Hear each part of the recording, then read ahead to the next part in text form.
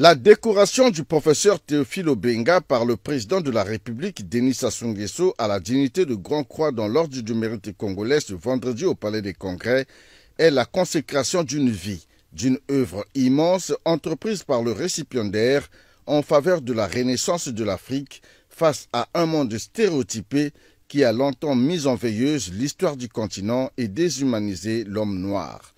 Aux côtés des autres érudits comme Cheikh Anta Diop, Théophile Obenga a fortement contribué à la valorisation de l'Africain, de sa culture et donné à l'Afrique sa place dans la civilisation de l'universel.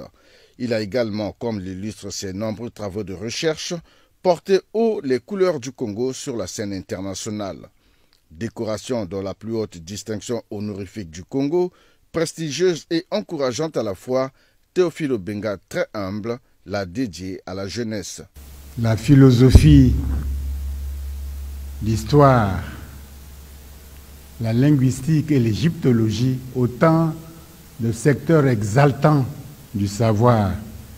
Et je ressens comme un accomplissement avec un vif sentiment de plénitude.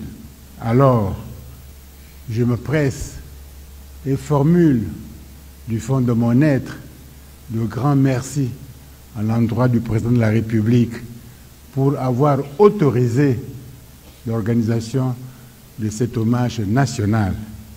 À l'évidence et sans aucun doute, la jeunesse congolaise, la jeunesse africaine a vivement besoin de modèles exaltants.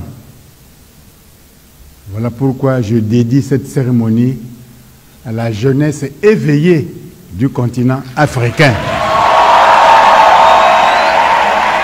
Pour plonger l'assistance dans le vif de sa pensée philosophique et de ses recherches sur l'histoire de l'Afrique, le professeur a remis en guise de reconnaissance au président de la République, grand maître des arts, un tableau contenant le portrait de Pessinus Niger, empereur romain entre 193 et 194, donc au IIe siècle de notre ère.